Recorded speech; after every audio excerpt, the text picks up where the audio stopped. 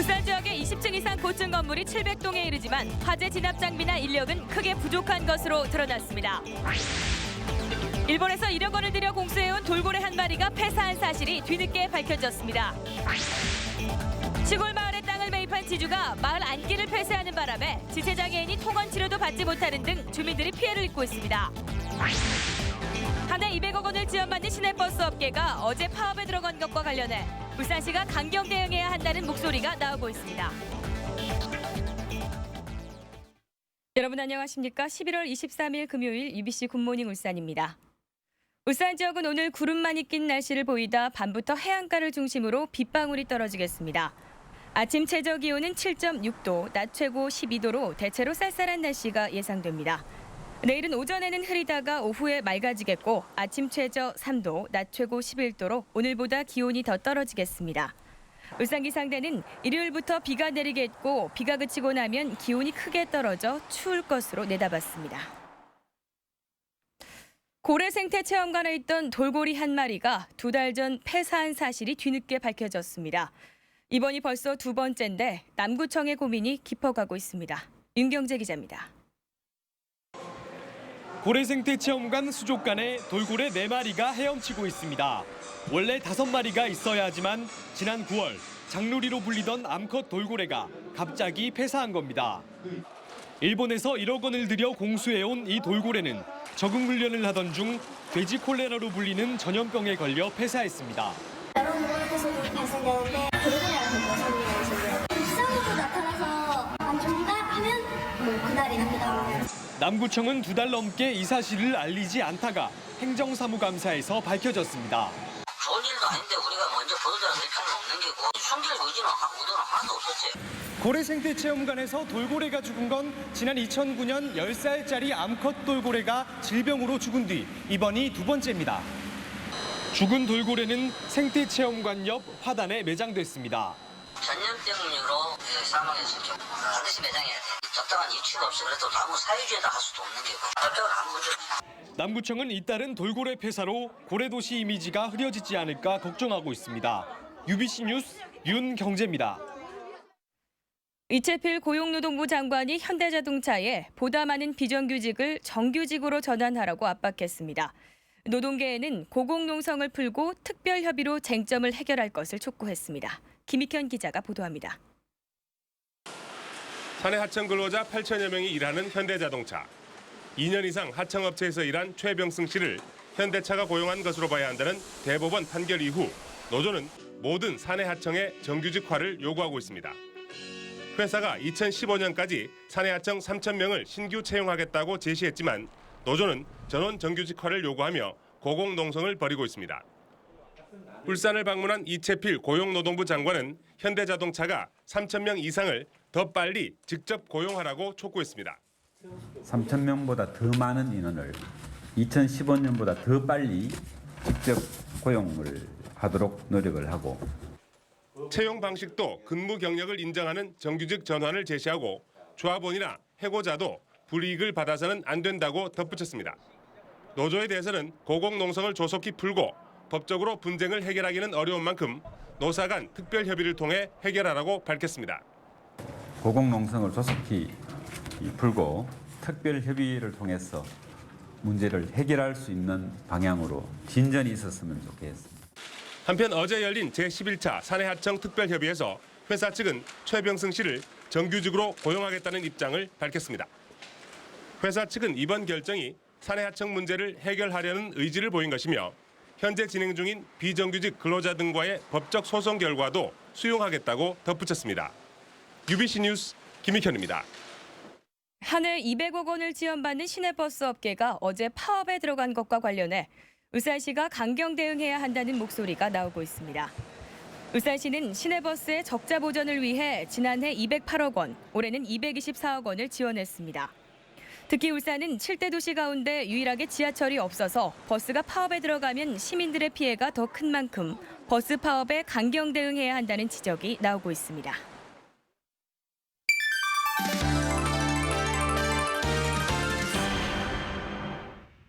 농촌 마을의 한 지주가 농사용 안길을 폐쇄하는 바람에 인근 주민들이 큰 불편을 겪고 있습니다. 한 장애인은 길이 막혀 병원도 가지 못하고 있습니다. 이다루 기자입니다. 야산에 인접한 농로에 어찌된 일인지 철제 펜스가 둘러쳐져 있습니다. 토지를 매입한 지주가 주민들과 협의 없이 길을 폐쇄한 것입니다. 나는 어디로 가노? 내가 어디로 가? 이 때문에 노인이 대부분인 인근 주민들은 밭으로 둘러가거나 펜스 사이로 위험하게 오가는 실정입니다. 너무 뒤지가 뭔가. 현재 이 길은 주민들이 조상대대로 농사를 짓기 위해 사용하던 길이지만 이처럼 펜스를 설치하는 바람에 영농에 큰 차질을 빚고 있습니다. 더 큰 문제는 안길에 사는 60대 1급 지체 장애인이 펜스에 고립돼 병원도 제때 가지 못하고 있다는 겁니다. 이 두 다리도 서도 못하고 한쪽 팔도 제대로 못 쓰는 사람이 뭘 어떻게 해야 될지 저로서는 참 난감합니다. 차량을 이용할 수 없기 때문인데 주민들의 도움을 받아 택시를 불러 병원에 가는 실정입니다.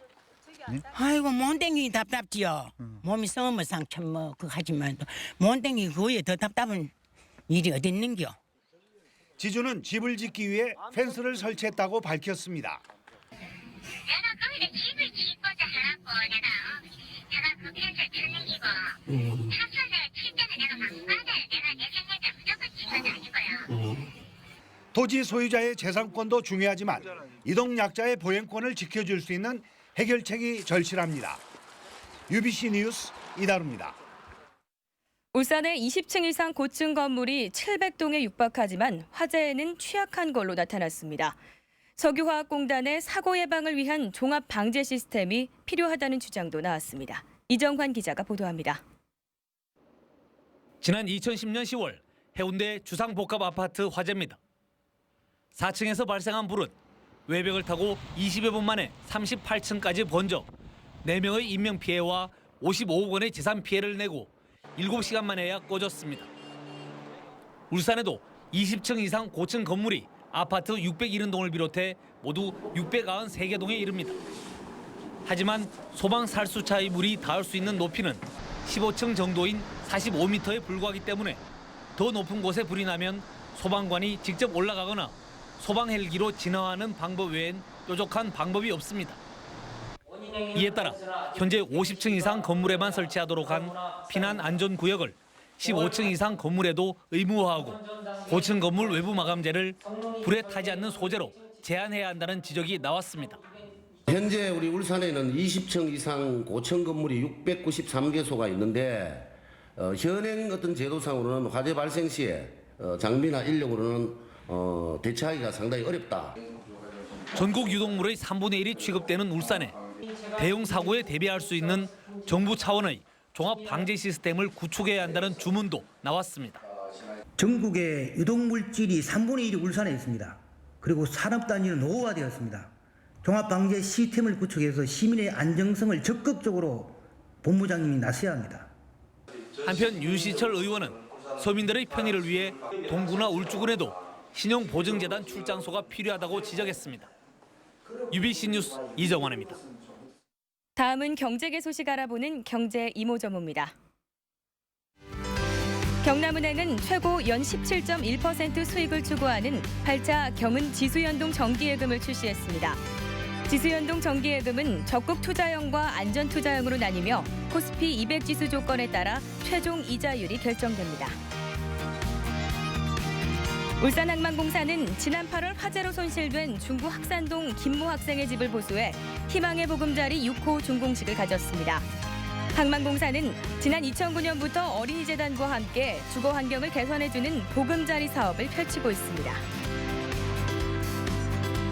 현대자동차는 중국 광저우 국제모터쇼에서 중국형 신형 산타페를 세계 최초로 선보였습니다. 현대차는 역동성을 갖춘 신형 산타페를 출시를 계기로 중국 시장에서 고급차 판매 확대를 꾀한다는 전략입니다. 울산상공회의소는 오는 29일 상임회의실에서 러시아 기업인 대표단과의 1:1 거래 상담회를 개최합니다. 상담업체는 석유 등 천연 자원이 풍부한 러시아 중서부 지역의 에너지 자동차 기계 분야 기업체들로 참여를 희망하는 지역 기업은 울산상공회의소로 문의하면 됩니다.